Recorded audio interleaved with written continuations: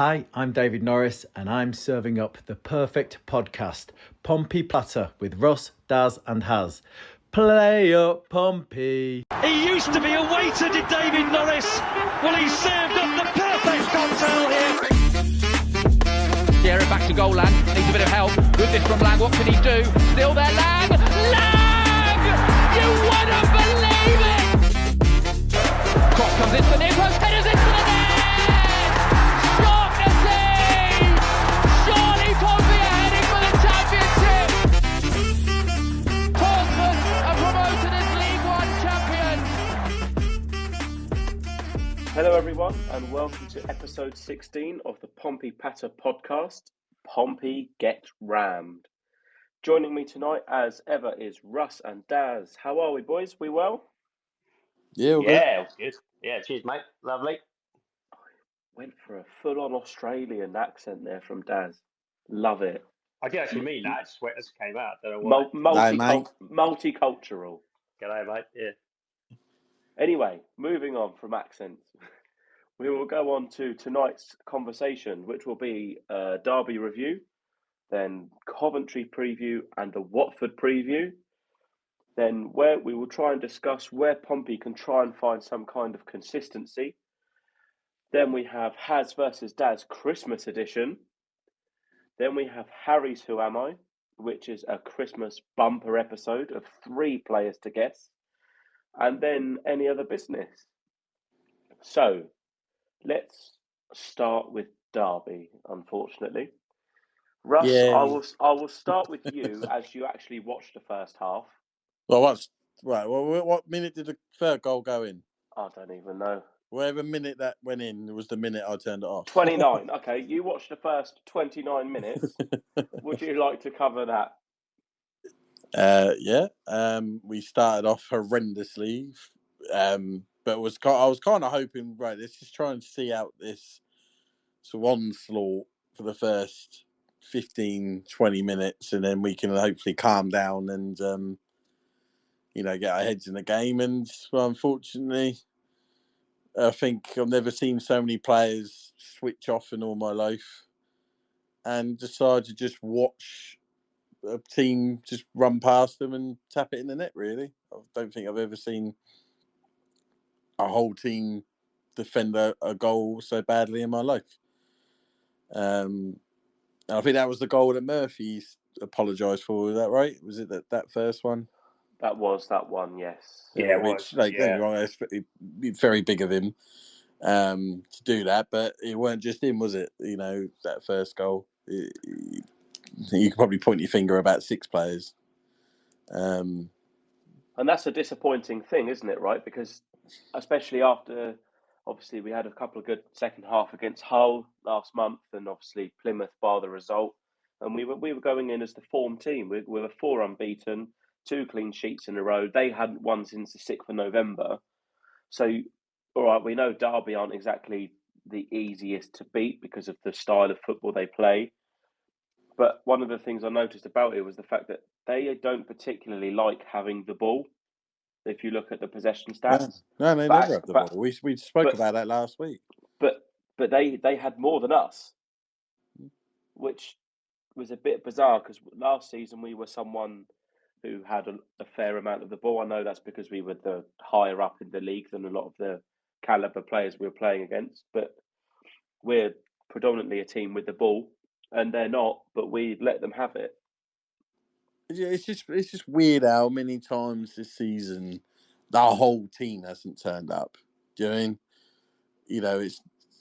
I don't think, obviously you guys carried on watching the game. Did anyone come out of it where you could go, well, they can hold their head up high? You know what I mean?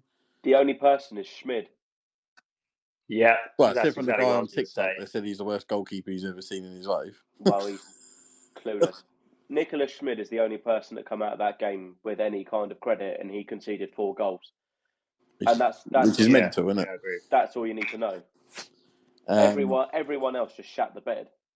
Yeah, it was just, we thought we kind of got away from that. And I even said this, it's not about the losing. It's the way you lose. Do you know what I mean? Like, you know, the old Kenny jacket, you know, good way to lose, all that shit. I don't mean that. I just mean, you know, if you're battling and you're trying and, you know, they nick a goal and it's 1-0, whatever. Do you know what I mean? Like, as frustrating as Plymouth was, at least you came away going, well, at least there was positives. You know, we looked better, created chances, we should have scored. You know, I can take it better. It's that I can't take. I can't take it. I literally cannot watch it. It's like, you lot are pathetic. You're getting paid all that money. All them fans have travelled up on a Friday night, and you lot can't even be bothered to turn up. That's when I lose my shit. That's the issue, isn't it, Daz? Because as Russ said, when we either seem to turn up like we did for the previous 4 games, or we'd revert back to what we did at Stoke and Cardiff and now Derby.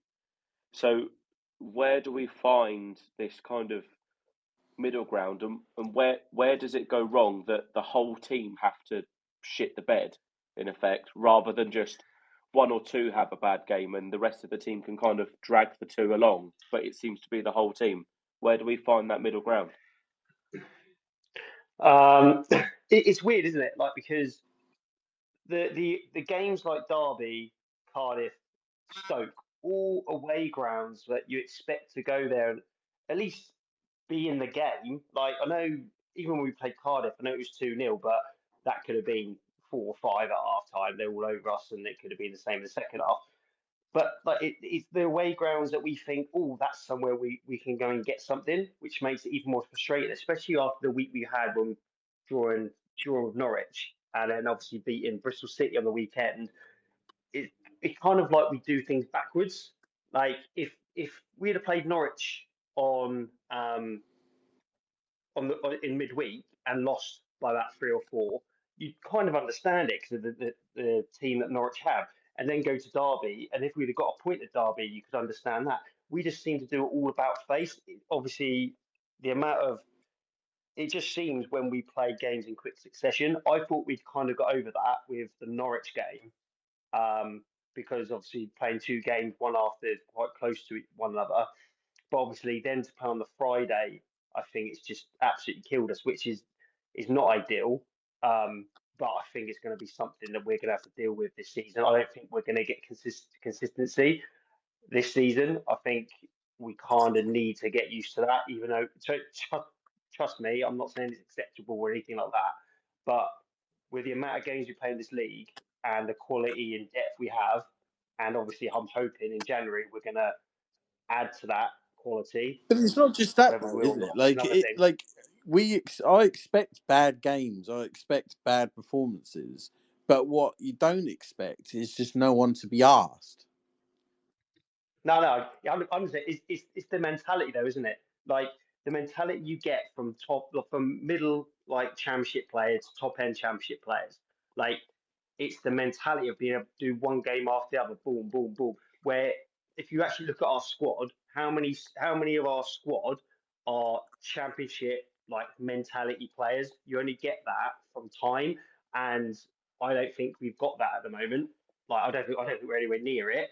Like, I think we can get a good result here and there. We can get a result here and there, but I don't think we're going to have that consistency this season unless we bring in some, like, proper championship mentality players. But that then comes down to recruitment as well, doesn't it? Because if you've got the team that, say, started against Derby, but you're looking at the bench and you're thinking, there's not a lot of options I've got that are actually going to kind of a maverick or someone with a bit of style that can actually change the game and flip the. I know by the time it got to second half when you normally make subs, I know the game had gone.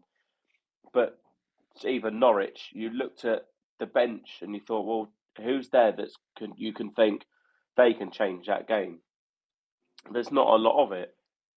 And that is the issue, though, isn't it? Is, you know. Well, yeah, because that's where you're lacking, because you've got the starting 11, and the starting 11 are of a certain level, and we've seen enough in before Derby, the 4 games before.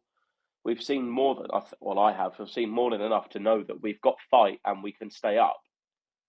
but we have to grind results. But it's the quality after that starting 11, because they can't play 3 games in a week, especially the likes of Richie because of his age, and Lang because of just the sheer amount of running that guy does. They can't play 3 games in a week, or it's 3 games in 6 days to be played on Friday night. You need those players on the bench to be able to rely on. And right now, Messina looks and thinks, well, I haven't got anyone. Yeah. And Derby did the right thing. Fair play to them. They played Was it Burnley the weekend before? Yeah, they got a draw with Burnley, didn't they? They made 5 changes, clearly going there thinking, right, we're either going to lose or let's try and just be horrendously hard to play against and grind a draw, which they did, and then brought them players back in against us all fresh and ready to go. But unfortunately, we don't have that luxury. You know? I think we've got players, like if you look at like Paddy Lane and Moxon when they came in against Norwich, I think we've got players that can start and gradually build into the game and they look okay. But like when you bring them on a sub, they have to make an impact within you have to give them a couple of minutes to get into the game. And then they're only going to really have maybe half an hour at max, really, unless you're having the worst half ever, then you change it at half time. But you need players that are going to come in and not take a while to get going, because that's the whole point of the substitution, isn't it? Like they're ready to come on and they're ready to make an impact. We haven't got the players to do it in that short a period, which is not ideal.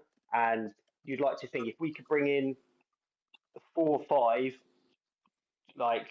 actual championship footballers, then at least you've got even the players that were in our start 11.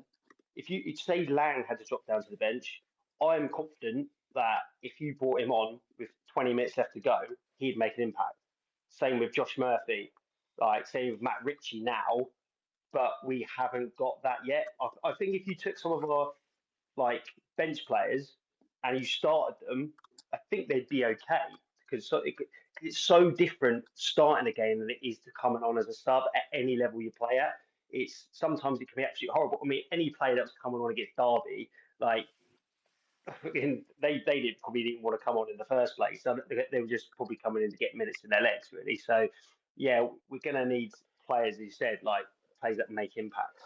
Okay, so I just want to kind of go through some of the goals, because I know there is kind of some differing opinion on not necessarily who's to blame, but I personally feel like Russ, you kind of, a lot of people as well have kind of gone in on McIntyre a fair bit, which So at the time, some of it's justified, but I think also he is kind of made the scapegoat at the same time. The issue is they all were shit, bar Schmid, yeah. But take away McIntyre, they've all got credit in the bank. McIntyre has no credit in the bank. Every time he plays, bar maybe Sheffield United, he had a decentish game. He did all right come against Norwich, even though I didn't think he did. I felt like there was a couple moments he stepped far too high up, and if they played a better ball, they would have been in. I even said that on the pod last week. I've watched the goals back today because I thought I better add. You know, sometimes your anger and your memory doesn't line up well with what actually happened. And actually, I thought he's to blame for 3 of the goals. I felt he was poor for the corner. He definitely was at fault for the 3rd goal, and 100% at fault for the 4th goal. Like, what he was doing, if he just stood up Harness for that 4th goal, and then Harness still got the ball in, and what happens, you can go, fair play. But to dive in the way he did was just like, I'd expect an 18-year-old rookie to do that. You know, I thought he should have done better with the corner. And the 2nd goal, the 3rd goal, sorry, even the Sky commentators, pundits were all saying, well, why isn't he closer to the player that tapped it in? He just given a player a yard and a half of space to turn and just shoot it. You know, he shouldn't be doing that. He should be there getting rid of the ball. He had that, for me, I know you guys didn't think so, but he had an absolute howler. He really did. He was the worst player on the pitch by a mile.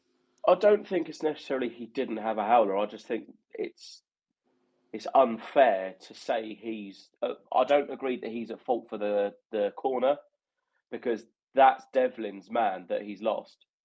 Devlin is marking Cashin. I think Cashin they're is zonal mark though, aren't they? It looks like no. they're zonal mark. It looked to me for what I read it as. It looked like Devlin was trying to pick up because after Derby did Ring a Roses. But so he had the advantage of the like their player was pretty much stood still and then headed it. The player, Yeah, I'm always a big believer in. he's coming from quite a far distance away because it's not his man. I don't Devlin's know. lost him.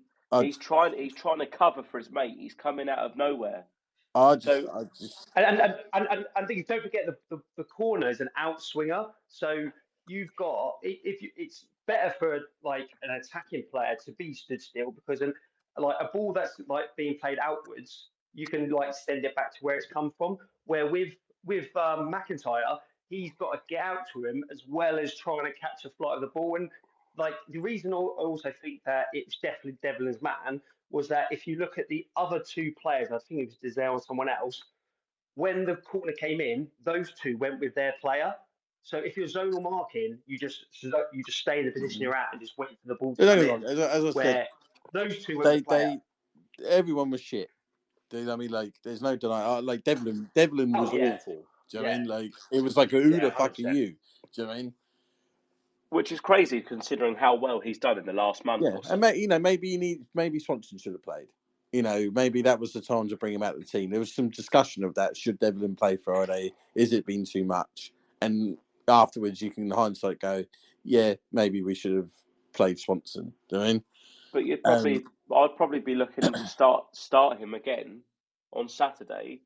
Well, yeah, they've had a week off now, haven't they? To see what he's made of, isn't it? Yeah, cool. Like, for me, I'd start the same 11 and go right. You got to fucking sort it out, and by the sounds of it, Towler's on his way out, so they're not going to bring him in for McIntyre, no matter what Mousinho said. I don't know what I was about to say, David Moyes. David Moyes, he's definitely not here. Just for me, just like Giselle went missing in that game, and Lang went missing, and they didn't even play the Tuesday night. Do you know what I mean? So you'd have thought they would have had a bit more about them. Thought Potts went back to just off the ball, attributing nothing after he'd done so well in the previous two games. They all were shit, but they've all had that credit in the bag. I see a thing of McIntyre's record this season compared to with and without, and it's just chalk and cheese. And the point I was trying to make in the chat is like I wasn't saying these players are looking at McIntyre going, because he's playing, I ain't gonna fucking bother. That's not what I meant. It's just like a subliminal, subconscious thing. Sorry, where when you don't necessarily trust a player, or you have that worry about them. Like we've all played it, and that's at any level. We've all played at a level. I'm assuming we all have.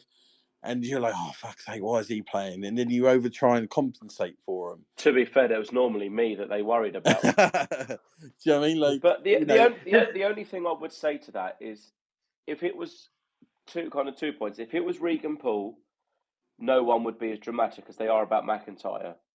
The other thing but then Paul has credit in the bag. Do you know what I mean? But McIntyre don't. The second part to that is the fact that Paul has had numerous games to get his fitness up. He's come back from a long injury like McIntyre, but he's actually played football. And he looked shaky for a few games at the beginning, didn't he? He didn't look himself, and he had a few mistakes in him.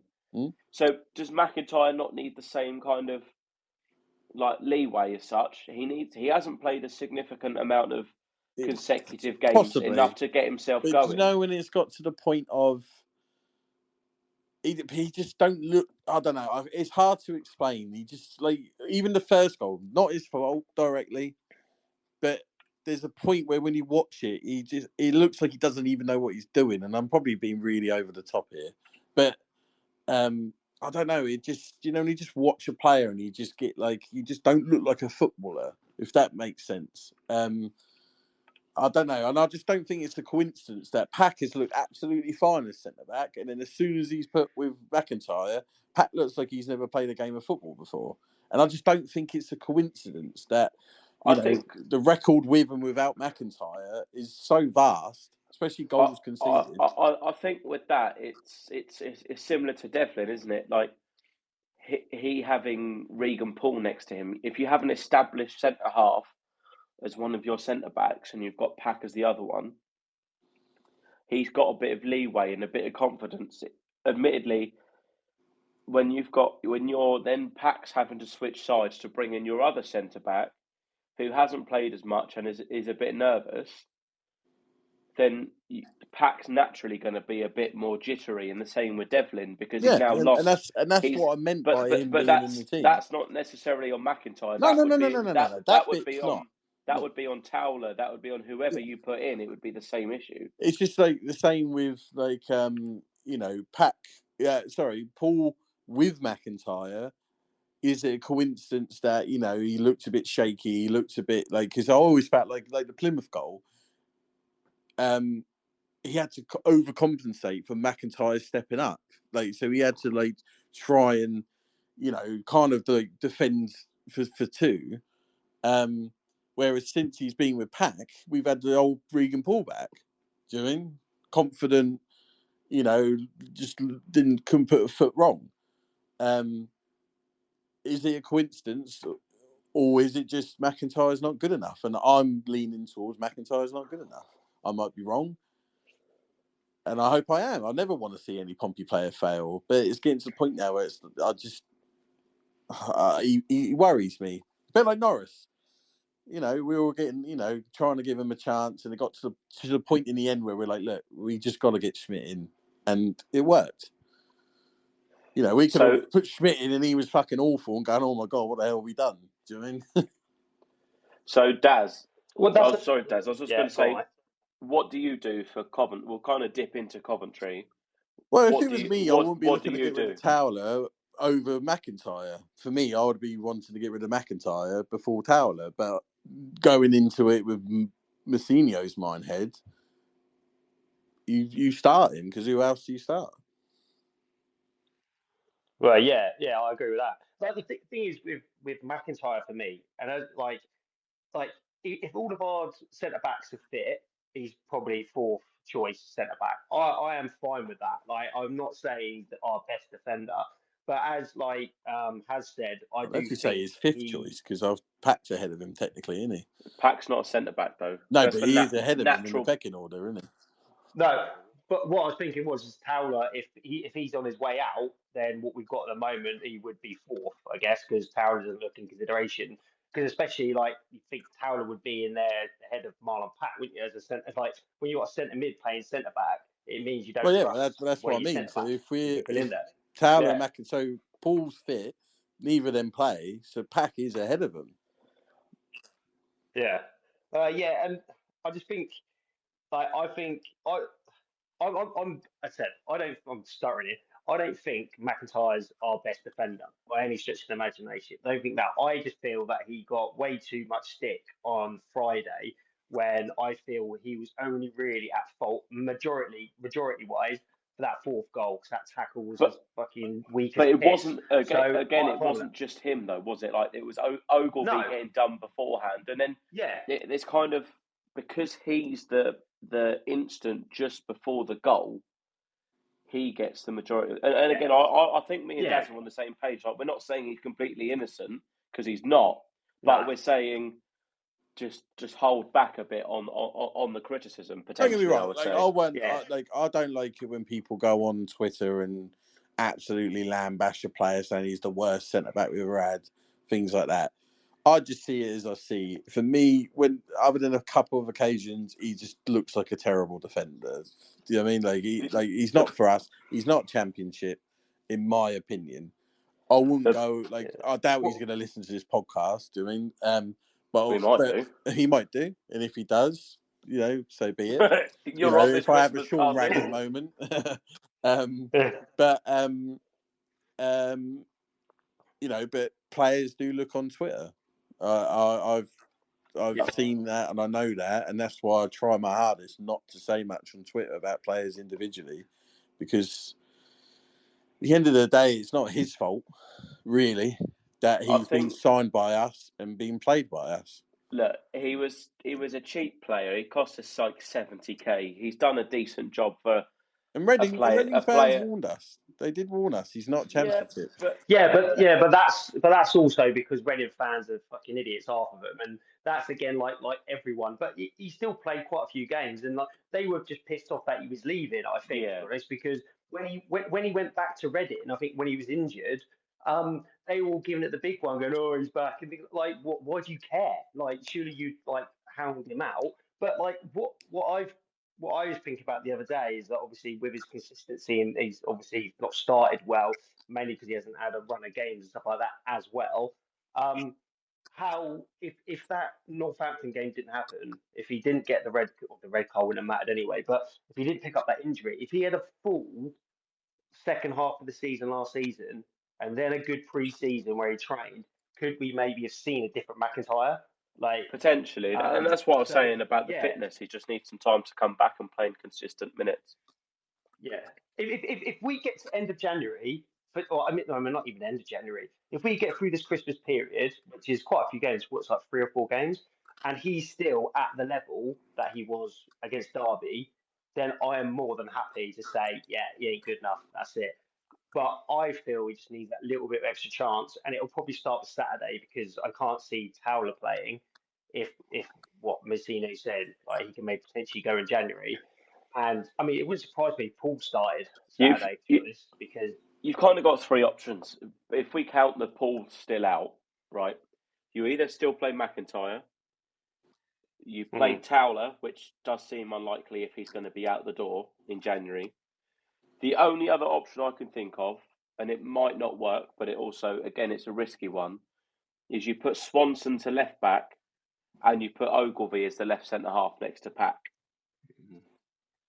I just feel like moving people to like. I mean, they've had a long time to work on it. They've had over a week. So if they did want to do that, you'd like to think Now would be the they were doing time. that already. I mean, we can speak to the people that go to the gym at the training ground because they seem to like throw out all Not the anymore. information They're about putting like, new blinds up. no, not anymore. I saw that, yeah. So they've had some time to work if that's what they want to do about it. But I think it when managers tinker, there's only one tinker man that's managed to do it and be successful, obviously with Leicester. But I think when you keep you need a settled back four, or if you're going to change a back four, only one comes out, goes And in. If that's you the issue we've change, if had, you're isn't it? With so many if you're injuries. whipping everyone around, if you're whipping everyone around, you're not going to stand a chance. And against a team like Coventry, who we're going to come on to in a bit, like with their attacking like lineup, even like Mason Clark, just for example, if you don't want to mess around with that. To be honest, I think don't put square pegs in round holes. We've already got one, which would be Pack playing at centre back, who's done a good job, but you don't want to keep doing too many.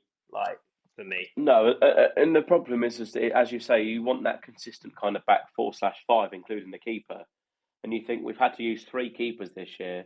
We've had to use pretty much every defender that we've got, and now we're having to put midfielders into defence because they're either not good enough or they're injured. So we've kind of there's many different reasons why we're in the situation we're in. Defence But has to be a priority in January, doesn't it? well, especially as you think we went and tried to resolve it at the end of August by signing Bawat, and then he went and got injured for the whole season, which no one could have foreseen that, right? No, definitely. So you bring him in, you think, okay, if he was fit now, he would be playing next to Pack or playing next to Paul, and we would have no issues because he's a left-footed centre half. So when we go in January and we look at a proper, I would imagine a left-footed centre half, you don't want to sign a permanent one unless Towler and or McIntyre leave permanently, because you don't need. If Towler was to go on loan, you don't need 3 or 4 left-footed centre halves on your books. So you'd only look at that on loan. I don't know. It is difficult, and you just got to ride it. You just got to ride through this and get to January, and just see how far you can get going. It's going to be hard, especially as Coventry are obviously got that new manager bounce under Frank Lampard at the minute, and Mason Clark started to hit some form, who's troubled us before. Is there anything else you want to say on the Derby game, lads, other than that we were shit, it was worse than Stoke, we had no shots on target, and that was it? That was my sum up. I generally think that's the worst game of the season. I think Stoke, we scored, and there was a few players that could hold their heads held up high. The Cardiff game, I actually thought we could have, we actually had some really decent chances towards the end. Where Derby game, I think also what hurts is they're a team bang out of form as well. So, and it was just embarrassing, wasn't it? It really was. Daz, anything extra? I watched the game with a newly put up Christmas tree, which was quite nice, to be fair. It helped sort of take my mind off it a little bit. And I definitely had one too many as I drink through the day with the other half. We did a little bit of Christmas shopping. So that was kind of the plus point of the evening, I think, to be fair. And that I could turn the TV off and go straight to bed if I wanted to, unlike the thousands of fans that travelled up there. Fair play to them on a Friday night, because I can't see any of them getting the train, so I'm guessing everyone drove or stayed up there. So absolutely, and they've probably taken a day off work as holiday as well, and so it's just as Russ said earlier, when you're paying that money and travelling 3 hours up to the Midlands or whatever, or no matter where you travel, even if you travel to bloody Gosport, you expect just a level of performance, just show some effort, and it's hard because I think it was also a mixture of the fact that they probably are tired, and it all kind of intertwines into the same thing of show some effort, but they're playing their third game in 6 days, sorry. And it's the same players pretty much playing again, bar Dazelle and Lang. Then the same players are playing and the benches aren't strong enough and Messina doesn't trust them, but everyone's going to burn out, and it kind of goes round into this cycle. And it's only going to get worse with all the games coming up. That's it. But that's why I say you just got to try and ride it into January and hope that you can get some kind of early investment. But even then, into January, you've got Swansea. It's hard, but you've got Swansea on New Year's Day. You're not going to have anyone signed in time for that. Then you've got Sunderland away on the 5th, on the Sunday. Are you going to have anyone that's ready for that to go straight in for the 5th? And the way they're talking, they're going to be waiting to the end of the window anyway. You can't wait that long. Problem is and it's not just us. Any team will tell you January window is the hardest window. Oh, of course. And if you're going to pay fees, you're going to be paying 20, 25, 30% more than you would in the summer. All the big clubs will not allow players to leave till after the FA Cup games. A lot of them have got low league teams, so they're probably going to play players in. It's going to be hard. January window is going to be very tough to get anyone in early unless they got someone lined up early. Do you know what I mean? But this is also where we'll see whether the Eisners and the board have got the mustard, coming out and saying we were not going to get relegated, period. Well, we said that, didn't we? But even more so now, we've done extremely well so far. Yep. The fact that we're 1 point off safety. With game in hand, at least. With at least 1 or 2 games in hand on various teams. We're in a really good position as it stands. Hopefully we can stay 1 or 2 points or even outside of the relegation by the time we get to the beginning of January. Then they've got to put their money where their mouth is and show, okay, we're serious about staying up. Because you're going to have to spend, we've spent probably a couple of million in the summer. You're going to need to spend at least half of that again in January to actually want to stay up. Could argue you might have to spend more. Well, or half, or up to the same again, if you're serious, because you need championship experience, which we've discussed before, and that's going to come at a price. So, one last thing, what did you boys think of people moaning about John Harley and Messina smiling at the end of the game when they were clapping the fans? Some of them thought, didn't see that. So people were saying that they were laughing when actually, and I think. Oh yeah, I'm sure they were well happy. I think they were getting abused by a section of people that went to the game, saying that they were laughing and they didn't care and things like that. And it turns out I can't remember which one said it. I don't know if it was John Harley or Mousinho said, actually, they were smiling because they couldn't believe the backing they were still getting after that. Well, yeah. Well, again, it's people. We all are like it. We're reactionary, and when you see something, when you're pissed off or something, like kind of like you admitted, like when you see when you're very raw from the game or the match or a goal you've seen, you're very raw and you kind of only have one opinion of it, don't you? Yeah. And then you need a bit of time, whether it's to see some more footage or from another angle. You need a bit of time to go, actually, it's because of this. Whereas obviously you can admit you're wrong. So I get people, it would look a bit weird. I haven't seen it myself, so I'm kind of going off what you've said. You see that someone's your manager's laughing after you're getting battered 4-0 by Derby. You're not going to be too impressed in the moment, but they probably are surprised at the backing they get. But it's Pompey, and you'll get back to the hills. Just show some fight, and you'll always have our backing. Yeah, I think we've seen enough of Mousinho, over the last kind of 2 seasons now, isn't it? Because he came through in January, so we're nearly at He's coming up to 2 years now, isn't it? Period.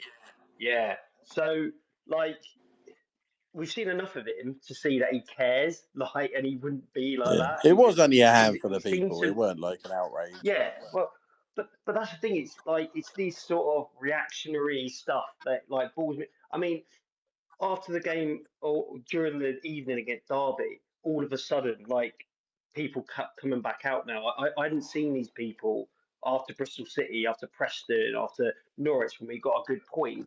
But then all of a sudden they're straight out. It's like I saw someone thinking. I saw someone bigging up Alex Crook when he came out. It's I saw that. I've only seen him, Alex Crook, tweet about Pompey when we've lost 5-0 and after the Stoke game, I think it was. That's the only times he's tweeted. And someone said he's a good reporter. I was like, if you watch because you can watch TalkSport on YouTube and stuff like that. Half of the people on there, whenever Alex Crook talks, you can see they're about to fall asleep and you can see the disdain in their face for him. Alex Crook, if he was interested in Pompey, why wasn't he tweeting last season about us? When he's doing it for clickbait. He's doing it to get attention. Exactly. He'll only tweet when it's whopper. And it's the same with doesn't care. It's the same with Southampton, because obviously I know he was on the South Coast, but it's the same when it's United, because he's a United fan. You barely hear anything if it's positive. But when it's negative, people are going to get more traction because people are more interested to see.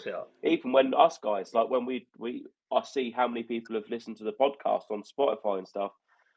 The more people have listened is when Pompey do shit, because people are more interested to hear why we've done bad, which is really bizarre. Yeah, but that's just the way it works. And you know what? I haven't got an issue with I know there's a fair few people I know on Twitter that don't like the Isers, they hate them and stuff like that. I haven't got a problem with that. Everyone's entitled to their opinion. But it's things like before we went up last season, obviously Isers got a lot of stick from certain people, but I didn't see a lot of those other same people giving them sort of praise for getting promoted. You can do both, Jimmy. You can, and that's a sign of a level-headed person that they can have an opinion about something, but when sort of when that opinion sort of turns on its head and you need to give praise the other side, that someone then does that. I just don't feel I just think, it's football Twitter though, isn't it? People are so reactionary and you have to take things with a pinch of salt. You just have to look at the state of Arsenal fan TV. That's just. I only watch that when they lose, so it goes to show the same. Same exactly. when they're having a meltdown, it's fucking hilarious. Right, shall we move on to Coventry? One more thing, talking about the Eisners. Actually, Harry, I see you tweet yesterday about him, the other day about him. Can't remember when. And I actually thought you hit the nail on the head. They're not bad owners. What was it you said? They're not bad owners. I can't remember, to be honest, mate. Lots of things have happened in the last few days. If you find it, you can read it. Basically, they're not bad owners, but they're maybe being a bit cautious owners, which is I thought was a nail on the head. And I think that's probably where I'm at. There's things that they've done that are good, but there's also things that they could have done that could be better. And don't forget, it's different to where they owned. Was it ice hockey or baseball they owned before? Both, I think. Was Didn't it they? both? Didn't they have Well, both? They had, Ice hockey and was it not basketball they had? Oh, fuck knows. Listen, if So I remember any watching a one thing of where he those throws three. a basketball in a But hoop. either way, owning a sport or owning a club in America is very, very different to owning a sport or a club in England. One, because it's a There's no different jeopardy. culture, and two, different jeopardy because of relegation, which they don't have. Yeah. So it's a learning curve for them. The first few years is a learning curve, and I can guarantee you, if you ask them, they would go, yeah, we said some things in that Guildhall statement that we wish we never said, because it immediately puts a precedent down for people to easily target you when you come back. And there are things they need to do better, like the academy. That needs, and where's it gone? We haven't had anyone come through the academy since they've been here. But we've got Greg Miller, whoever that guy is, in charge of it. We don't see any. The only person that's kind of been involved is Harry Clout, who's been on the bench a couple of times. But I know we're not expecting a constant flurry of talent, but just to have one player come through would be nice. But every year we get to the end of the season and they're released. Yeah, to be fair, they don't go on to do anything, do they? So. No, but I mean, it still comes down to the crux of it. There's improvements that I think they will know that they need to do. I honestly think that we have zero chance of having an academy because of the competition. Chelsea, Brighton, Scum, they all pick our players up. I honestly think we should do the Brentford route. I think we should. Yeah, I think we should have the way they do it. Just a development squad. Yeah, because I just don't think we can compete. How can we compete with Scum, Brighton, and Chelsea without ridiculously spending ridiculous amount of money? And is it worth it in the end? No, of course. And we haven't got a dome. So. Oh yeah. But that's the frustrating thing is obviously the catchment area we're in. But then you look at like Forest Green and Fleetwood, and they have a better. And you look at the size of the club. Well, Forest Green have what? Two clubs near them doing. Yeah, and that's where you get that's where you can see the point that the other side of the people make is the fact that teams like them have a better academy than us. Yeah. But again, it just is what it is. I think But the issue is we're just behind. Like we're so far behind now. Yeah, but we were so far behind when they took over. It should have been done 15 years ago. Of course. Yeah. Anyway, we could talk about that all night, to be honest. So. Shall we go on to Coventry? Yeah, tricky. Now, the last time we played them at home, we drew 3-3 after being 3-1 up against 9 men. Yeah, Wasn't that why did you bring that up? Because I had to, because it's the last time we played them at Fratton Park. It can't I prefer the Brett Pittman spin smash top corner raw the season before. That was Good Friday, was it Easter Monday? It was, yeah, or one of the Easter days. One of them. Right. And you know, like it was that Jordan who scored for them as well. Yeah. Jordan. Yeah. that amazing Jordan Who's Jordan Who? I said it that way on purpose because I didn't know how his name, so I just wanted to make the sound. Jordan H. We call him that. That's it, yeah. Who? That one, yeah. Jordan Who. Right. Amazing. So Coventry have had a slight upturn in form since Frank Lampard decided that he would go there, and now obviously Coventry have now become Frank Lampard's Coventry City. Yeah, you know what? I'm glad. Like, I never want a manager that was like Rooney or anything. Because it's not just Wayne Rooney's Plymouth Argyle. Yeah, you have to change your whole club name. You know what I mean? Yes, get it patented and everything. So the last 5 results, they've had 2 wins, a draw, and 2 defeats. The last time out, they beat Hull at home 2-1. They've had a mixed bag. They're 15th, so they're 7 points ahead of us.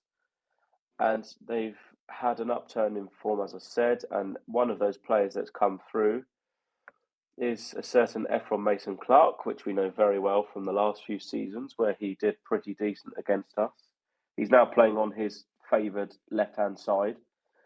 So let's go to Daz first for this one.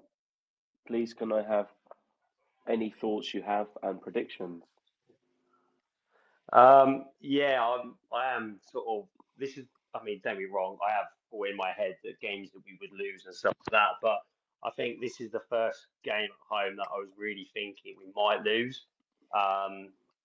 Obviously, I know we've lost games before and stuff like that at home, but I just think it's weird. Like you got when like Sunderland came there and things like that. I still thought we were in with a chance. With Coventry, it's just one of those teams where I just think. Obviously, it was unlucky that what's his name that left, Mark Robbins left, and I think that had nothing to do with the results on the pitch. Obviously, it was behind the scenes, as Russ, as you said, your mate. Obviously, they were all fuming about it, so it clearly wasn't stuff on the pitch. And their attacking front line is pretty scary, and I think Efron Mason-Clark on his own.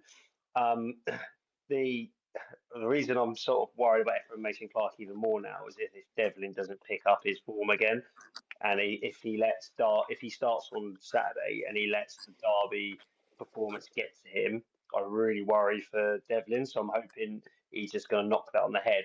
Saying all that, I'm still going to go for Pompey win because I'm going to be positive no matter what to the end of the season. You might as well. And if me being wrong, like, is what it is. So I'm going to go Pompey 2-1, and I'm going to go Bishop. Russell? Your point about Devlin is quite a good point. I actually would start Swanson because how many wingers we've been worried about in the past. I forget the one that went to Derby. That was at Charlton. Corey Blackett-Taylor. Yeah. Last season when we drew 2-2, everyone was worried about him, kept him in his pocket.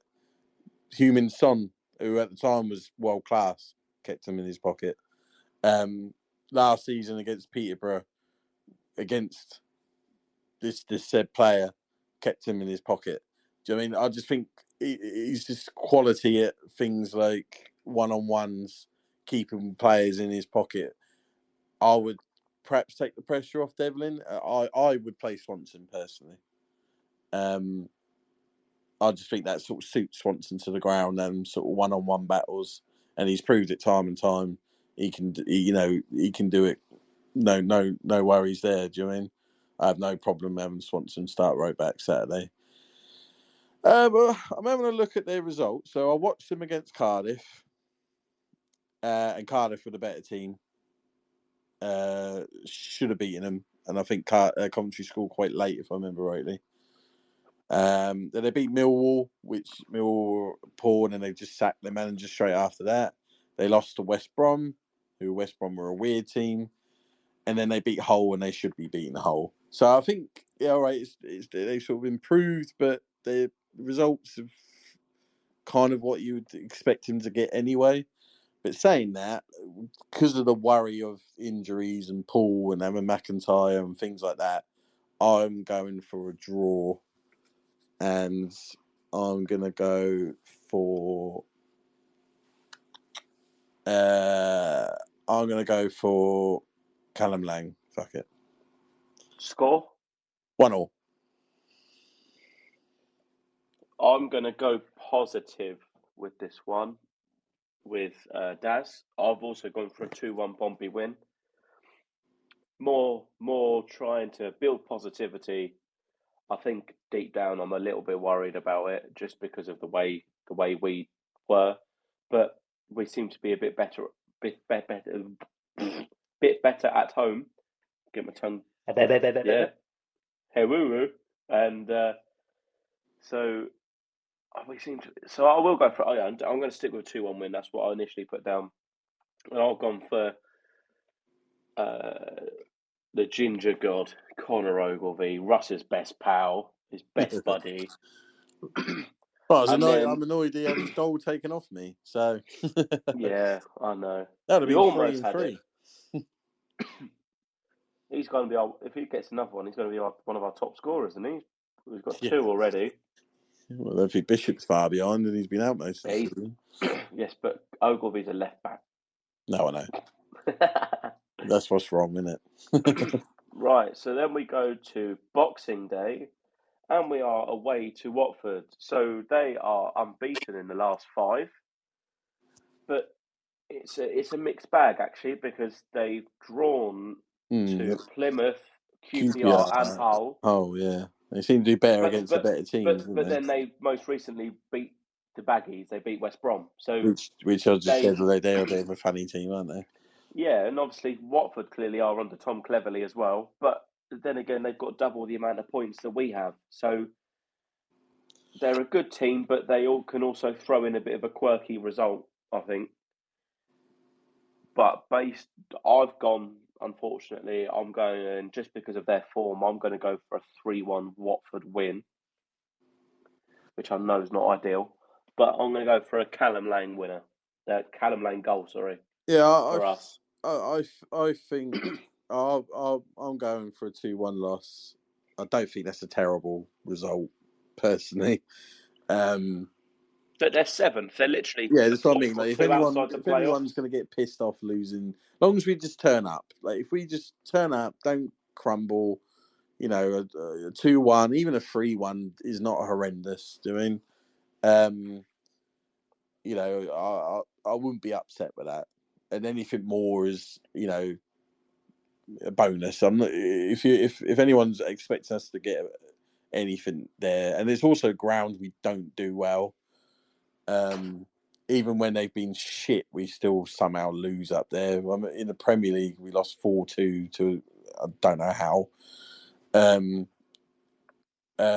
remember playing them in the League Cup, thinking we're going off to the quarterfinals with ease because they were near the bottom of the Championship at the time, and they beat us 3-0. It's just a horrendous ground for Pompey as well. So yeah, 2-1. I'm gonna go for Potts. Do you remember, quickly before Daz goes? Do you remember the last time we played them? What? Do you know when that was? It was at home. The season we got relegated from Championship, right? No, that was against Derby. No, but I mean, was it the last time we played them in the league? Sorry. Was that not our last season in the Championship? I don't know. Were they in the Premier League at that point? No, we were in the Championship. No. I mean, our last season in the Championship before we got relegated. Were they in the Premier League at that point? That's what I'm trying to remember. No. Right. I don't think so. I genuinely don't remember that. So the last time we played them was 6-0. the 2nd of January 2012. That was Sky. How the fuck am I meant to know whether a game was on Sky that was 12 years ago?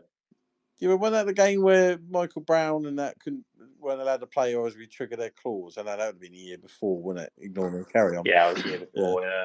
So our 2 goal scorers were Marco Futax and Hayden Mullins. Did we win?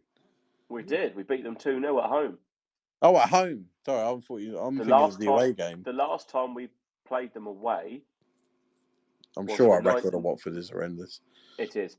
The 19th of November 2011, and Michael Knightley and Marvin Sordell scored. Yeah. Have you got the record there? When was the last time we ever beat them away? I don't think we have.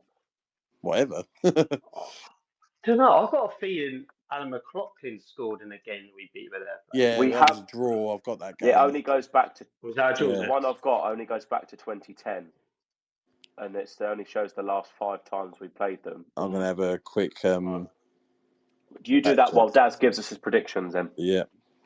Right. Yeah. Well, as you two are going to maintain some Christmas cheer over the Christmas period and Boxing Day, I mean, don't get me wrong, I've not put us down to win, but I don't know. I think against better opposition, I think we kind of seem to do a bit better for some reason. No idea why.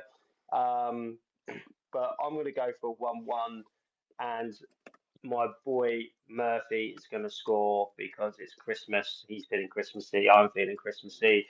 And yeah, we're going to get out there with a 1-1 draw. Russ, what was your goal scorer, for Watford? Potts, blimey. Going to tap it in like he did against QPR. 1996 was the last time we beat them there. Cracking. Who I scored? don't know, don't say. Ah. But we've only had 2 wins in there since 1990. So Oh, so we like playing there, then. yeah, well, all my memories is we normally get dicked in all, like 3-0 or something. That's the other podcast that do it to Dickin, not this one. Because one of the games against them, didn't they score like 3 in like about 5 minutes or something like that? One of the games at their place, I think it was. Know, just even the year we got promoted to the Premier League, we drew 2 all with them. It's like we couldn't even beat them then. You know what I mean?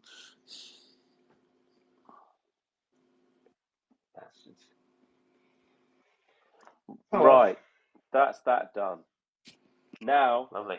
It is time for. Just hold on a minute there. I've got a little. Can I find Is this it? our surprise? No, it's not a surprise, unfortunately. Oh. You have a bit of a festivities.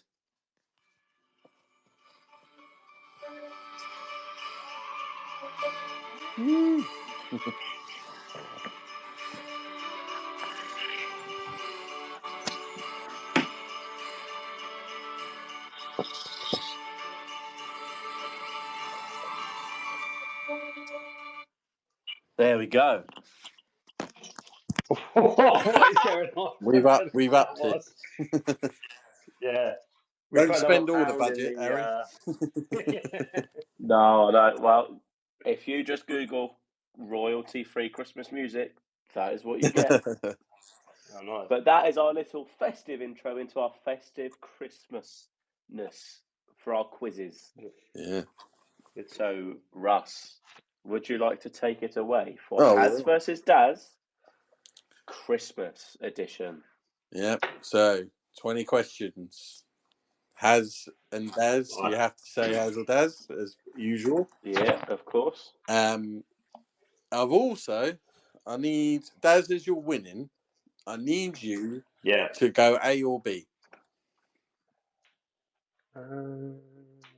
Right, B. So what this is, one of the questions that now you've selected is a Secret Santa, and it's worth 3 points. But you won't know which one it is until one of you gets it right, and I'll tell you. And if you get it wrong, you never know you could have had it. Okay?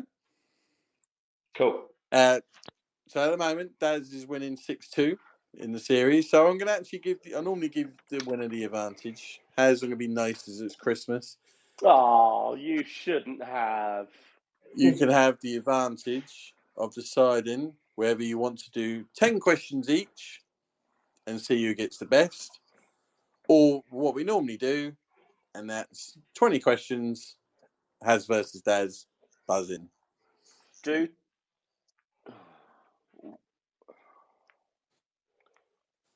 What if we did it, but we both did it, but we kind of noted down what our answers are? I don't know. Would that be better, or?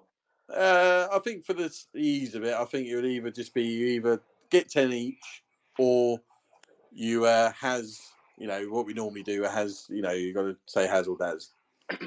Do Haz or Daz then. Let's do what we normally do. Right, let's stick to a normal format then. Right, are you ready? Yep. Let's go. Right, first question. Elvis isn't going to have a white Christmas. He's going to have a... Haz. Yep. Blue Christmas. He is having a blue, and I'll just remember that each time I've got to get the scores up. Has won. Well, this is proper Christmas, isn't it? I thought it was like... Yeah, no football questions. This is pure... Okay. Right. The movie Miracle on 34th Street is based on which real-life department store? Haz. Yep. Macy's. Oh, correct. Shit. 2-0. If I remember rightly, Haz, you said you love your Christmas, didn't you? I do like Christmas. All right. Question 3. This could be... How many ghosts show up in the Christmas Carol? Daz. Yep. 3. Incorrect. 4. 4 ghosts. The 3, the past, the present, and the future. But then obviously his old partner, forgotten his name, shows up as well. So there is 4, and also that was the Secret Santa. So you got that. So that now takes you to 5-0 already. It's like Pompey midweek. It is. This is going to be my derby performance. So I'm all right with it. What do people traditionally put on top of their Christmas tree? Dad. Yep. An angel. Correct. He had a 50-50 then with a star, didn't he? I did. Yeah, that's what I was thinking. I was just like, is he going to go star or is he going to get it right? No. In Home Alone, where were the McAllisters going on vacation when they left Kevin behind? Daz. Oh, I don't know. That was Daz. That was a has that for me, but that was Daz. You got Russ. You got a coin to flip. I think I'm going to have to, aren't I? Right. Well, okay. I'll have if heads win. I've got one. If it's head, okay. If it's No. heads, I win. If it's tails, Harry loses. No. Right. Daz, as you're losing this round at the moment, you can go ahead to tails. Yeah. Tails. It's heads. Fuck off. There's no way of knowing this. Paris. We just got. There is no way of who do I care wins. Yeah, so it's Paris. Paris, correct. Yeah, well done. Now it's like Stoke, 6-1. Yeah, hanging on there. Right. In the classic Christmas movie, How the Grinch Stole Christmas, the Grinch was described with 3 words. What were they?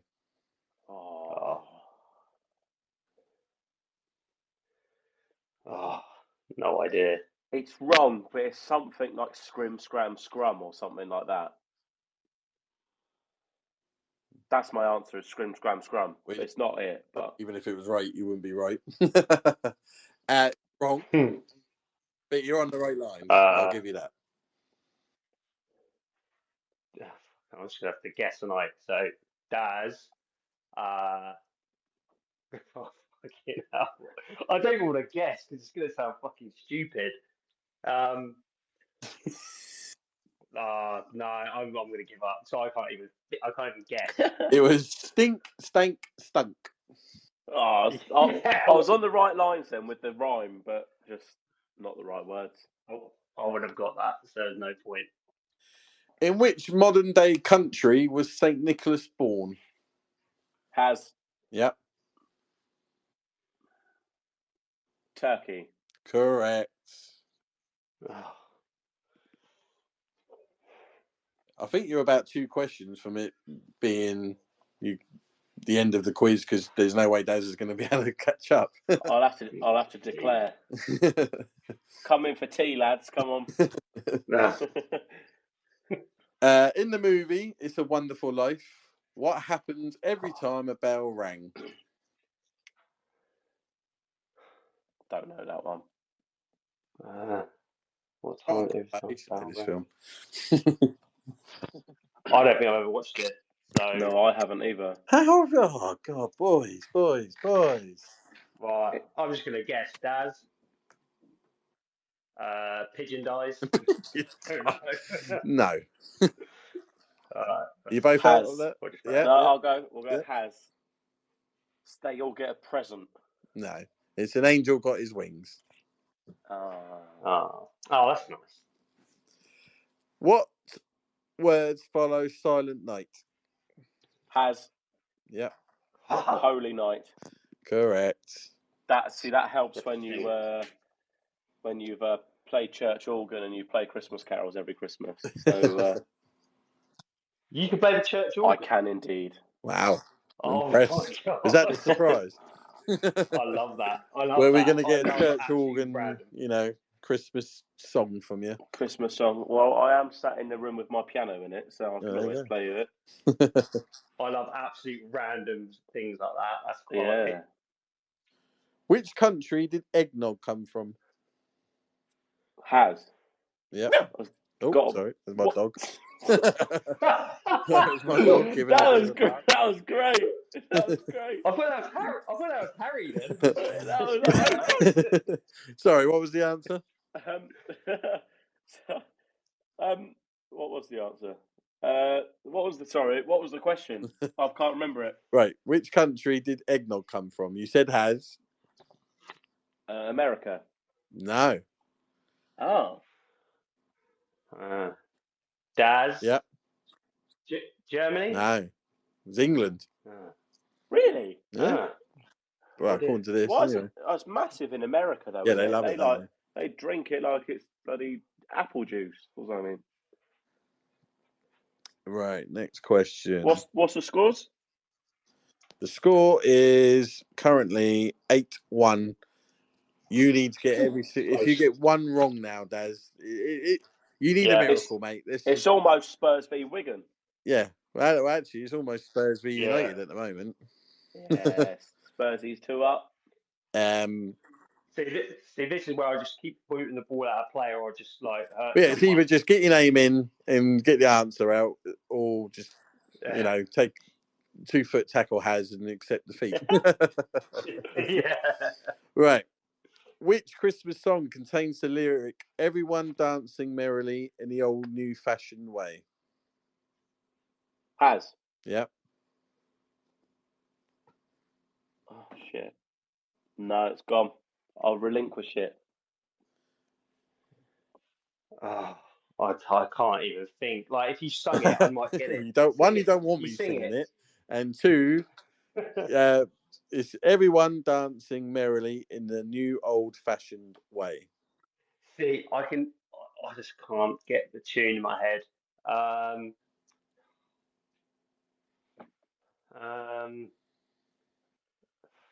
Daz, I don't know, just go for Jingle All the Way. It's wrong, I know that, but that's all I can think of right now. Well, that's conceded the game now, because as I said, you couldn't get any wrong. Rocking around the Christmas tree. Yeah, there you go. Oh, bloody hell. You needed that, so that's now brought you 6-3 back in the game, really. Can we finish the rest of the questions? You can do if you want. There's only a few left. Yeah, come on, let's do it. Might as well. You put the hard work in. Let's give you the satisfaction. What are you supposed to do when you find yourself under the mistletoe? Daz. Yeah. Have a little kissy kiss. Ooh. Which one of Santa's reindeer had the same name as the other holiday mascot? As another holiday mascot, sorry. A holiday mascot? Ooh. When you hear the answer, you'll understand the question. I've never heard of a holiday mascot. Basically, every holiday has an animal, doesn't it, if you think about it? Or not necessarily an animal, but a thing that goes with it. That's not real. So it's the name of the reindeer. Yes, if you know the names of the reindeer, you might work it out. Has. Yeah. Blitzen. No. What? Who's Blitzen? One of the reindeer, isn't it? Yeah, but who else is he linked with? The name's the same. No. I was just naming one of the reindeer and hope they might be right. If you worked out, there's one where you go, oh yeah, it's that one. Trust me, you will. Prancer, Dancer, Dasher. Keep going. Blitzen, Rudolph. Who's the other one? Donna. That's about all I can name, I think. Is it any of those? No. Oh, well, then I've got no hope. Right. Nah, I can't think of the other one. Cupid. Oh, for fuck's sake. Do you know what? I was actually going to try. I thought this might actually be like Christmas questions. I was going to try and learn all the reindeer because I can't figure them all off the top of my head. Well, I'm glad I nearly put that in as a question. I thought maybe not. So it's a good job I didn't. Yeah. In the movie Elf, what was the first rule of the Code of Elves? Oh my god! Like literally anything else about that film, I don't know. Yeah. Is it treat every day like it's Christmas Day, I think. Correct. Yeah. Oh, I was going to say don't talk about Elf Club. What was the name of the main villain in The Nightmare Before Christmas? Oh my God. No. I tell you what, if my other half was doing this quiz, I bet she'd get pretty much every single question right. I have no idea. No idea either. Oh, maybe we should do that one where you get both your mistresses to do the answers. They could do the quizzes. Yeah. Excellent. The worst thing would be that they'd get more football questions right than we would. That'd be painful.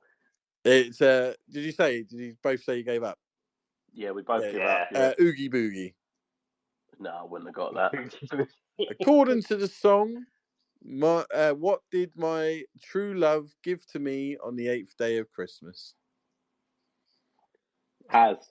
Yep. 8 mates milking. Correct. What were they milking? That's up to you, mate. Dear Lord. And in the last question would have been, how many gifts in total were given in the 12 days of Christmas? Oh, so you have to add 1 plus 2 plus 3 plus 4 plus 5 plus all the way up to 12. Well, actually, you have to add 1 plus 2 plus 1 again plus 2 again plus 3 plus 1 plus 2 plus 3 again. Bloody hell. Yeah. I forgot all of that. Oh, fuck. Because you... What, 500? I'll tell you what, right. I don't expect exact answer, just nearest one. All right, I'll say 500 then. Okay. I'll say, I'm not going to be that person. What, say 499? No. Or 501? No, I'll be 498. Is that your actual answer? Oh, yeah. right. Yeah. So then it would be you, Daz, because it was 364. Right, that's it then, boys. That's it then, boys. So, well done, Haz. You were right when you said, you love Christmas, so... I think that proves that I do, doesn't it? Yeah. Daz loves Pompey more and football more, but... I do. Right, so... It is time for... In comes another little intro. Please excuse my terrible singing in this, but do laugh and enjoy.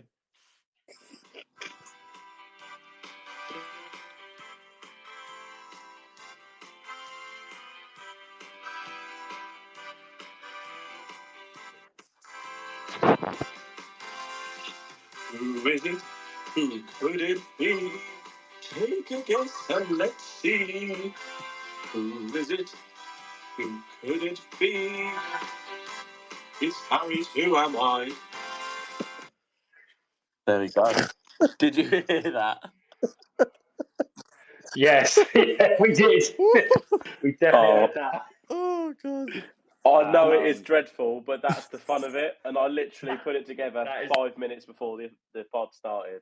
So no, trust me, it's better that way than it is if you actually really belted it out. Trust me, that's quality.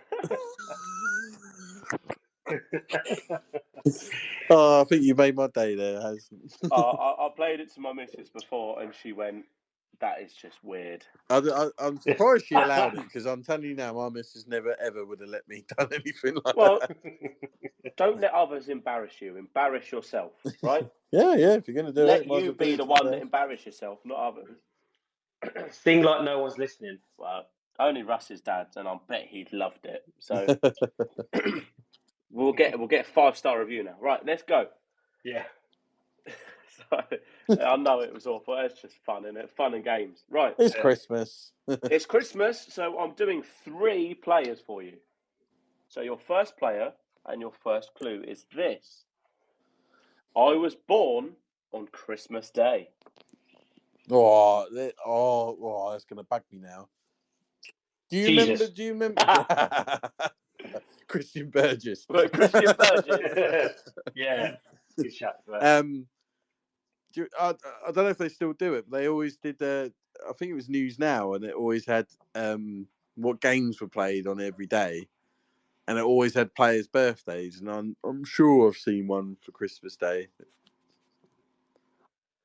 Do either of you have a guess? No, I don't have a guess. I will say Christian Burgess because it's funny. Yeah. Incorrect. Daz, do you have one? Yeah. I'll go with. I'm going to just throw a name out there. Joe De Vera. No, that's such a random name. Incorrect. Oh. Question 2. I started my career at Pompey as an apprentice.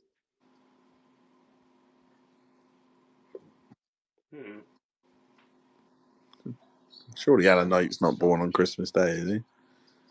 No, I know it is. I know it is. Chris Kamara. It is indeed Chris Yeah, because he's Kamara. born on Christmas Day, isn't he? He is. Yeah. And obviously, I've never. we signed him from the Navy. That's correct. Yeah. We did. I've never heard you that excited, Russ. That was pure joy. It was. It just like Russ loves Harry. So am I. I do. I wait for it every week. Yeah. It's the best part Every of my week.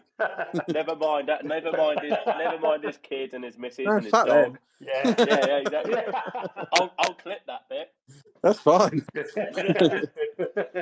Right. Player number 2. I made 85 appearances in my Football League career. Was that for Pompey or was that just that playing for anyone? I made 85 appearances in my Football League career. Well, that's Football League, so you could have played non-league, couldn't you? That's why you have to listen carefully. Grandpa. I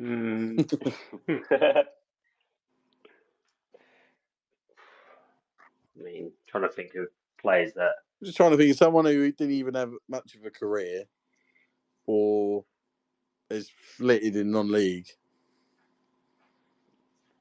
Ben Tollett. Incorrect. Mark Kennedy. So Mark Kennedy, who's the lad we got from? He went back to Scotland. It was Kennedy, wasn't it? Surely he was Kennedy. I don't know. I can't remember his first name, but surely he played more than 85 games. The bloke with the hairband. Yeah, the bloke. He came in. He looked class. Had a mad cross on him, and Pittman loved his edging his crosses, and then he just completely dropped off. Something Kennedy. Because for some random reason, I was watching the Northampton highlights along with loads of earlier. Matty Kennedy. He scored a Matty Kennedy. That's it. Bloody hell, that's a throwback as well. Joe De Vera, Matty Kennedy. Bloody hell. Exactly. How many more random people he could throw out, Dan? Well, I thought, because you said Football League, that means as in this Football League, because he's gone back up to Scotland, so he played for us, and then he went to Plymouth for a bit, didn't he? He was at Swindon as well, I think. Ah, right, okay. Right, so... Which could have been 85 quid. Well, we got him on loan from Cardiff, if I remember rightly, didn't we? I think so. So, clue 2. I joined Portsmouth on loan when my parents' club got promoted to the Premier League. That tells me it's a more recent player.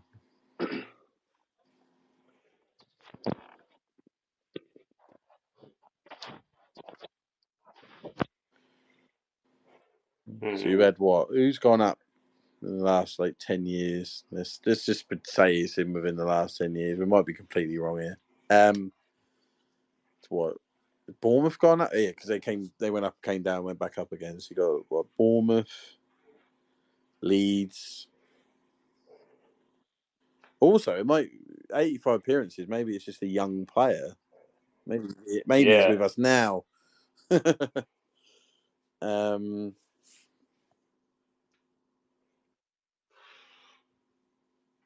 Trying to think what teams have gone up. Norwich have gone up. Forest. Just don't remember loaning anyone from Forest. Brentford.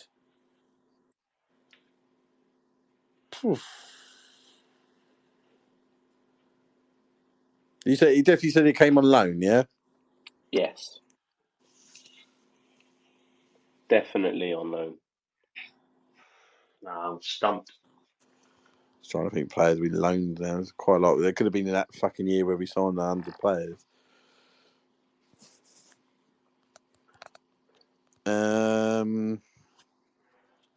Who's a lone player? Who's a lone player from a Premier League team?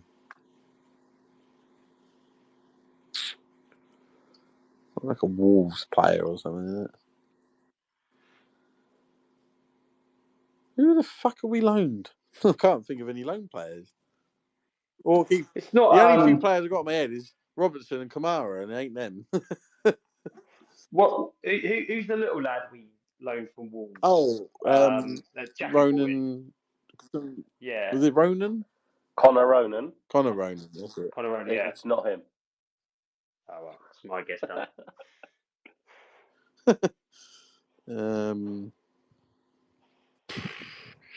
Just trying to think. Trying to think of players we loaned from the Premier League that have also recently. Well, again, it might not have been recently. It could have been at least from 1992. Yeah.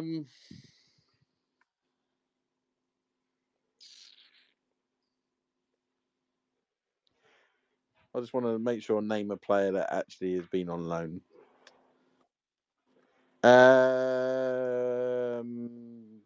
Jaden Stockley. I don't know. When he at Bournemouth.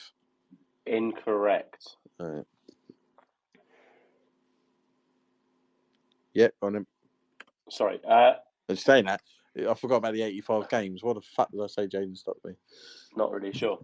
Your last clue is my one and only appearance for Pompey was on the opening game of the season, in which I had a season-ending injury. I know. It's is his name Tariq? He's the left back, isn't he?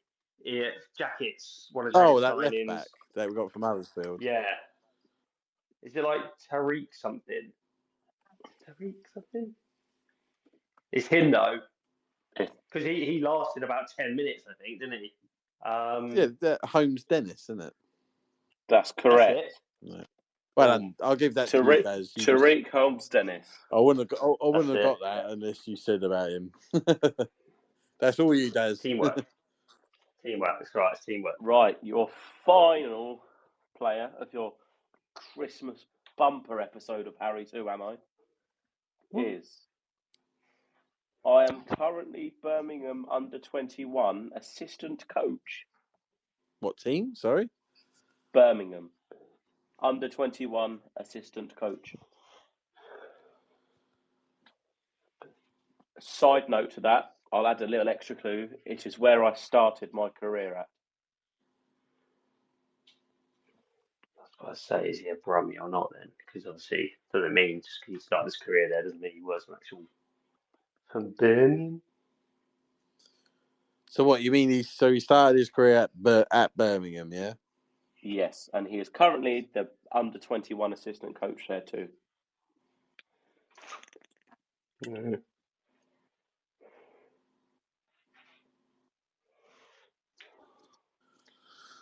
Oh, God. I know it's not because to move it on, and I know he played for Birmingham, Steve Claridge. Incorrect.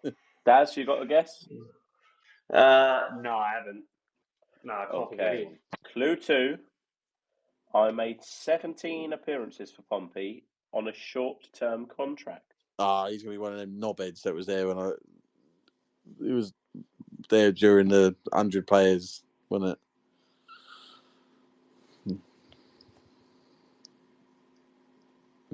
I'm not giving anything away then. Who was there? Darryl Russell. Incorrect. There's another throwback name. Who's the other midfielders? Williamson, wasn't it? Liam Williamson. Was it Liam Williamson? Isn't that the female football player that plays for England? Leah Williamson. That's what you're thinking of. I'm saying Liam. But Yeah. yeah, so it's not a guy called Williamson, is it? Yeah, didn't he go to No, Blackburn it's not. or something like that afterwards? Yeah, he did, didn't he? Yeah. No, that's wrong. Incorrect. Right, next one. Final one. I've also played for Brighton and Bournemouth to have played for 3 of the 4 South Coast teams. Surely can't be Charlie Daniels, is it? Is that your guess? No. I'm just thinking, because he's coaching at the moment, because I watched the TikTok, but I can't remember what club it is. Did Charlie Daniels play for? He didn't play for Brighton, did he? Well, I know he played for Bournemouth. Yeah. And I know he coaches at the moment, but I can't remember who for. But I don't remember him playing for Brighton. But then was he there as on loan as a youngster or something? You don't know, do you? Yeah. Because back then, Brighton could have been like League One, League Two, and Birmingham could have been like Championship, or even Premier League. To be fair. Surely he only played about 18 games. I can't remember him playing more than that. But I want to ask one question. Was he before Charlie Daniels? Yes. Fuck's sake. So was Charlie Daniels before Charlie Daniels? If he was, that's Paul Daniels' kind of behaviour. It's got to be one of them players. It's got to be one of them players who signed during that ridiculous season, or like the year after. Is it Luke Rogers? Incorrect. I'm gonna say he didn't. He played for New York Red Bulls, didn't he? Yeah, but I was just thinking, like, for some reason, I was just thinking of the. Yeah, I absolutely went off on one then, didn't I? The only player I can remember around about that period playing for Brighton and us would have been, what the fuck's his name? Where did he play? I'm sure he's a left back, but I can't remember his name. Old.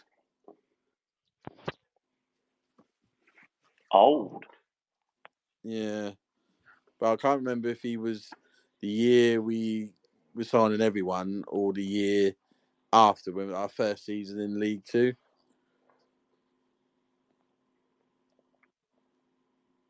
Not a very good player, if I remember rightly. But what are you going for then? I'm going to push you both for a... I just can't remember his name. I can't remember his name. I don't know. Can I have initials? I'll accept it as a loss. MP. Marcus Painter. Fuck's sake. That is correct, yeah. Did he play for Bournemouth? When the fuck did he play for Bournemouth? When did he play for Bournemouth? Let's have a look. Because I know he was at Brighton and Swansea, wasn't he? So he was at Brighton before us, and he joined Bournemouth on loan from Brighton. He played the whole of 2 games for Bournemouth. Oh, for God's sake. And then he was recalled because Wayne Bridge got injured for Brighton. Right. So he joined Bournemouth on the 15th of February, played twice, and then got recalled. God. Jesus. Yeah, he was very good, if I remember rightly. I don't think he was he? No. All that period's a bit of a blur to me. Yeah. All I can remember from that period was Luke Rogers scoring that free kick against Crawley. Yeah. What was that? There was another thing I just remembered. But no, it's gone now. But yeah, that's how exciting it was. Spurs are being Spursy at the minute. Oh, they're playing United, aren't they? Yeah. 3-1 up. What? Have they gone to pot, have they? Oh, my God. 3-2 now. I'm assuming you're ahead of me. I have no idea what Fraser Forster's doing there. I cannot believe what I just watched. That's horrendous. I'm not even watching it. Archie Gray's passed it back. He's tried to kick it. Forster's tried to kick it out. Amad Diallo slid in and it's gone in. He's awful, that Forster. I'm not just saying because he's an ex-scum, but he is fucking... Like, to play from feet, like, he's a good shot stopper and stuff like that, but... Yeah. Like, who was it you played the other week and he was shocking, like, trying to pass it out from the back? Spurs were 3-0 up, and literally in the last 10 minutes they've conceded 2. So, jeez. To be honest, I'm quite annoyed with Spurs because I've got a lot of Spurs mates, but they've got a good manager at the sack, and it's disgusting. Like, he was doing a good job there, and they should have kept him on, and it's disgusting that Spurs put that last nail in the coffin, which got him the sack. oh yeah, Russell Martin, he's a good manager. He should have been given more time, I think. I think he should have. He's doing a great job, to be fair. Spurs Last pissed time- me off because last man standing at work of the Premier League, I picked Spurs after they beat Man City 4-0 and then they lose 2-1 to Ipswich. Painful. Spursy. Right, lads, do we have any other business? No. Well, what was that thing? I haven't read it, but it seems like you two have about this training ground thing. Go on. Oh, I was just going to say, yeah, it's because we didn't have this issue any other season, did we? It just seems this season we've really had the issue. But the club are looking into sort of putting blinds up, and they'll be drawn, I think, like on a Thursday or Friday, or like the 1 or 2 days leading up to a game where obviously they start doing their like sort of patterns and they start doing like sort of line up and stuff like that. I think for the first half of the week they'll leave it so people could, because the first half of the week is just fitness, balls and that sort of stuff. Not a lot of like tactical stuff involved in it. But leading up maybe the second or the last day before a game where they start to do more tactical stuff, they'll be drawing like the blinds and stopping people being able to see onto the training pitch from the gym, and I'm cool with that. Like, do you mean if it's something you feel they need to do, then yeah, fair play. Like, you've got to protect yourselves, I think. Yeah, they're fed up having the team league, don't they? So you do what you got to do. Well, I had a period where I literally was given the team sheet every week, and it was bang on every time, wasn't it? Yeah. And then that died. That's good. John Harley giving you that, though, wasn't it? Yeah, it was. Yeah, that was funny. For a disclaimer, it wasn't actually, before anyone goes, I don't like it. It wasn't really. That was an inside joke. I also think, just quickly, a thing. I'm going to change one of the years slightly, but I really enjoyed it. Of who would you bring in to this team from the 04-05 season, the 08-09 season, and I'm going to go for last season to improve this team or squad, and why? Could it be someone that's injured, like now, that was here last season, or does it have to be someone that left? It needs to be someone that's no longer at the club. So 04-05, that was the first season of the Premier League, wasn't it? Second season. That was the second season? Yeah, 03-04 was the first. Yeah. So I'll give you mine. So I went, well, one of them was 13-14, but that season sucked, so that's why I've changed it. So I'd go Arjun Dzeu, just because I think we need a fucking centre-back, and for me, he was the best of what we had at the time. I then went for Lassana Diarra, because if any point you can get Lassana Diarra, you fucking take Lassana Diarra, don't you? And then last season, I hate to always go on about him, I would take Alex Robertson.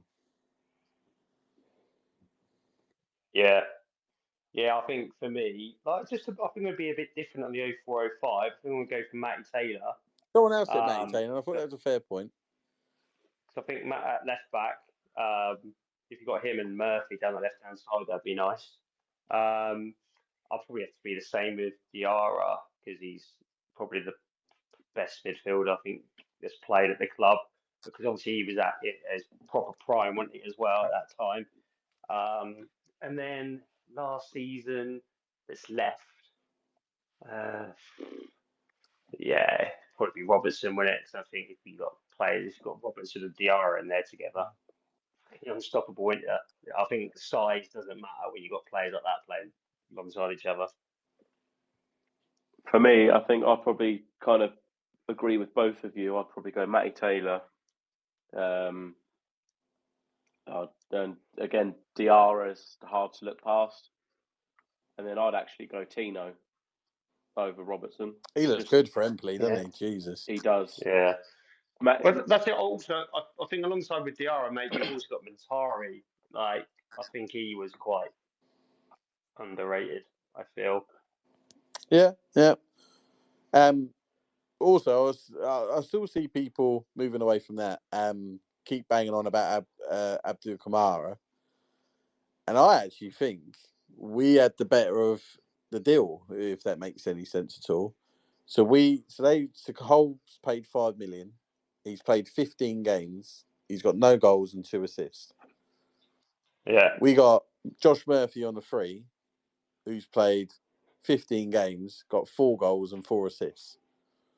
Yeah. Like, as much as we can criticise the recruitment, I think there you can actually go, we got that bang on. But Kamara's a right winger and Murphy's a left winger. That's the only thing. But the Hull's playing him on the left. No, I know, but they're playing. If you were to compare him to, say, Matt Ritchie, for example. Oh yeah. As they're both in their actual position, but I totally get what you're saying. Yeah. But even at the same time, at least with Ritchie, like, obviously with Kamara stepping up into the Championship, you don't know how well he's going to do yet, and obviously he might still come good because now they've got Ruben Sellers in there, different voice, and maybe playing him more on the right. But with Ritchie, you've got a body of work which you can go with. I don't think Kamara would have suited the way we play. It'd have given you pace for the counter-attack. Oh, yeah, but I don't think he would have done the pressing as well as like what Ritchie does. Like, Ritchie leads that press, doesn't he, with Bishop? And that's also what you might not necessarily have, like, goal output from Ritchie to the same extent as Murphy. Yeah. But you have that wealth of experience, and actually he's probably helped guide Devlin a lot. Yeah. Oh, 100%. He's constantly talking to everyone. He's telling them when to press, when to not. So, especially now Pack's dropped further back, obviously you need another leader to be at the front of the squad. So having Ritchie there to kind of lead that front four and the midfield, having another voice there is absolutely key. Yeah, well, yeah, he's... Yeah. I just thought it was an interesting argument that people still bang on about Kamara, but then actually when you look at it, he's been very poor for Hull. Yeah, and we're not paying that money, and I wouldn't want us to pay that money either for a player that's not like proven in the Championship. Whereas I know Alex Robertson is on fire for Cardiff, doing. Yeah, and he won't be there much longer. No. Right, the last bit of any other business I had was actually about Tino, and he had some comments about his injury. The fact that when he injured himself against Chesterfield, his hamstring basically had fallen off completely, off the bone. And it was literally held on by like millimeters before it actually detached itself completely. Oh. And he basically said it was the lowest place he's ever felt, and he was in a really dark place, which I'd completely understand as a pro footballer, the fact that it's almost completely gone. He said Pompey were really good. Obviously, he did his rehab, as we know, at Chelsea. But he said Pompey gave him some kind of inspiration by saying we wanted to keep him on and not just terminate his loan in January, that we wanted to see him back at the end of the season, which obviously we did. And he came back and actually hit the ground running for us, to be fair. Once he came back, he did pretty well. And he said he actually fully expected to be coming back here in the summer. Well, that was the plan, wasn't it? He wanted to come back. We wanted him back, but... And it was only when Empoli came in, he said, unfortunately, you can't really turn down playing at San Siro against Milan. And you think, well, yeah. But not just that, they offered him a permanent deal where we couldn't. We were trying to loan him. We would have done, because he was out of contract. No, he was still at Chelsea, wasn't he? I thought his contract ended. No. He had a year left on his contract, didn't he? Oh, did he? We were trying to loan him, whereas they were able to get to actually offer him a permanent deal.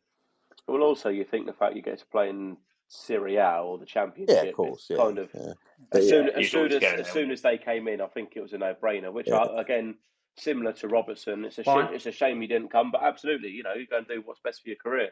Yeah. So it was interesting to see. He thought he would be coming back as well. Well, I thought, and Sorry, It was, carry on. No, carry on, Daz. I was just going to say, if he has picked up that kind of injury before, the last thing he's going to do is not decide to go to Serie A, because you never know. Imagine he signed for us on loan or signed for us on a permanent and did his hammy again, and he's given up the chance to potentially maybe go to Italy and play at places like AC Milan, Juventus, and that sort of stuff. So fair play to him. Yeah, talking about it was interesting. I was interested to learn with Robertson was if we weren't in a position we were against Barnsley, he was fit to play and he would have played. But he wasn't needed. So he said if we were still if we're gonna drop down to the playoffs, fuck me, what is Forster doing? What if he was trying to drop? If we were going to drop down and struggle and be in the playoffs, he would have been fit and ready to play. But the fact we didn't need him, it just gave him longer to recover. But he would have played if we needed it. On that note, shall we finish up there, lads? Yeah. Let's do it. So we're doing it Friday next week, yeah? I believe so, yes. This would be Boxing Day. Yeah, no Boxing Day, unfortunately, but we will have one on the Friday for you instead. So we will see you next Friday, which will be the 27th. And just from us, a massive thank you to everyone who has supported and listened on either live on here, to Miltos, who joined us live on here, to Kelvin, who came on and managed to get the Who Am I Right that week that Russ couldn't. Mick Tate, that's it. So just a massive thank you to all the new supporters we've got. Obviously, we're very new to this. Russ was the one that came up with the idea and very kindly got myself and Daz involved, and I'm very glad he did. Just a massive thank you for all the support. We'll keep going as long as we can. We'll keep going for the rest of this season and hopefully beyond. And a Merry Christmas and a Happy New Year to you all. Yeah, Merry Christmas everyone. And thank you to you boys as well for coming on. No worries, mate. All right. Loving it. Merry Christmas.